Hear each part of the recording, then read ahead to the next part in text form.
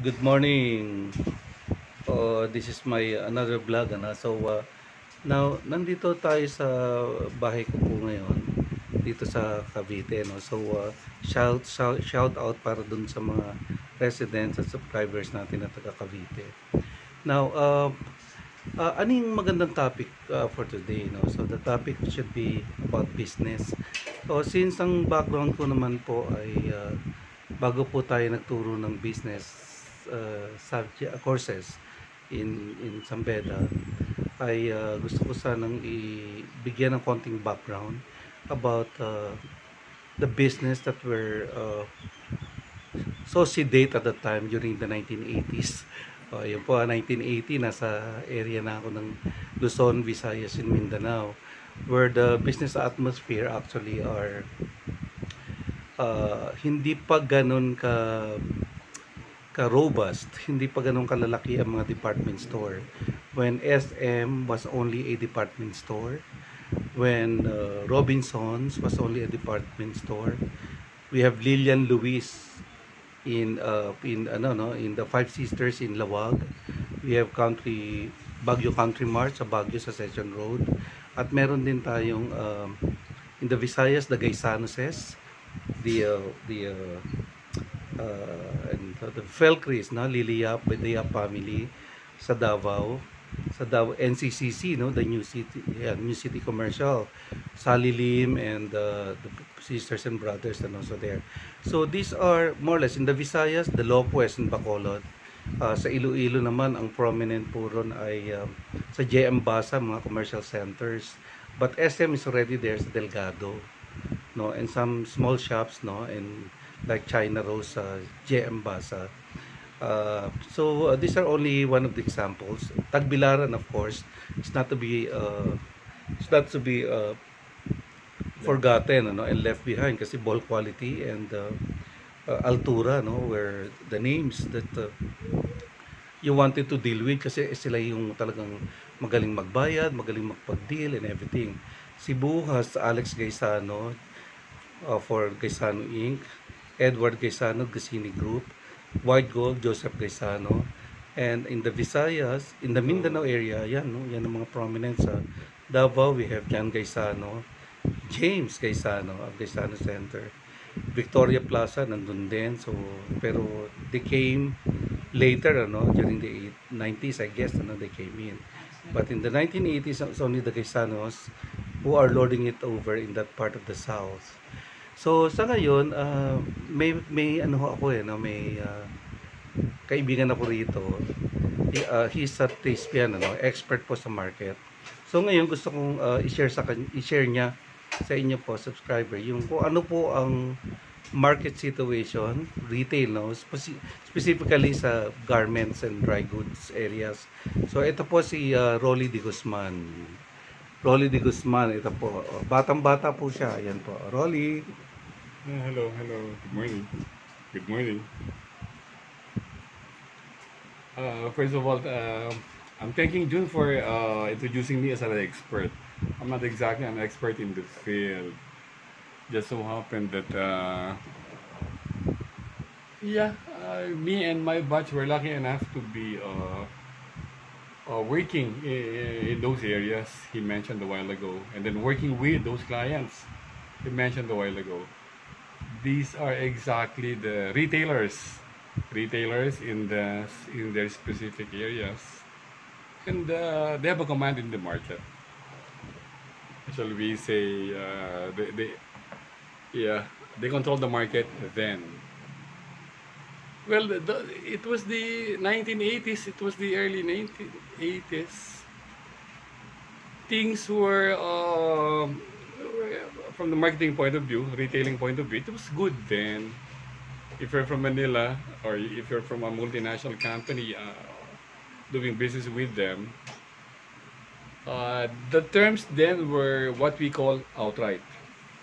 These days terms can be outright, consignment, and concession. Then the term is outright. You sell on a COD basis. If you have a good merchandise, that is, if you have a good merchandise saleable, you can sell on a COD basis.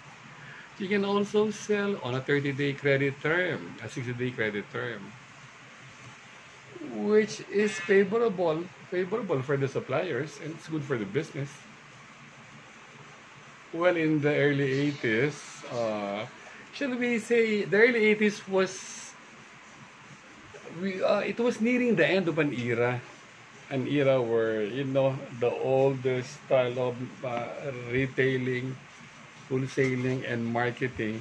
It was the nearly the end of that era, before this rather new trends came in. It was good then. Let's say traveling in those areas is quite hectic. And then doing business with these clients, there is a plus factor for during those days. You do business with the owners. Of course, there are employees. There's purchasing, there's accounting, but you do business with the owners, which is really working for your advantage. When you do business with the owners, he'll get bargains from you. In return, you also get bargains from him. Meaning, he demands something, you can also demand something, and the decision is outright. The So, decision is right there. sino-sino yung mga nakaka-deal mo noon sa Visayas Mindanao role that is giving you a very good market, a very good chance, no, Yeah. to propel your products in the market. Sino-sino kaya yun?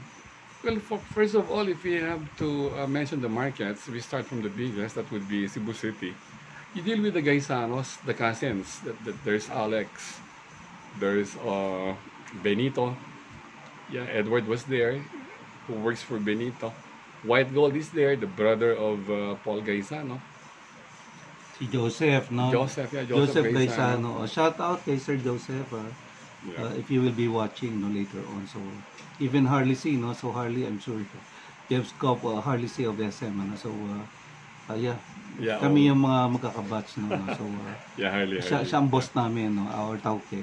Salute to you for what happened and what have you become as the Taipan of all the Taipans. Yeah, okay. And then there were players also like Gao Trading in Cebu City. Happy Mart was there. Were you able to deal with Happy Mart in Cebu City or Cagayan de Oro? No, in Davao. In the Happy Mart, I think si George. Yeah. Yeah, relatives, George, the relatives. yeah. They were in Cebu then. They have a presence in Cebu City. Oh, ganun. Beside Oo.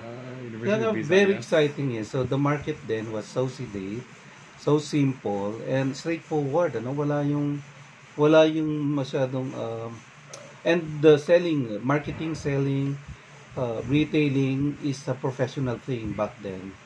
No? So ngayon kahit sino pwede na no. So I think I'm afraid it's a dying trade right now because the owners themselves do the negotiations in a global context. Yeah.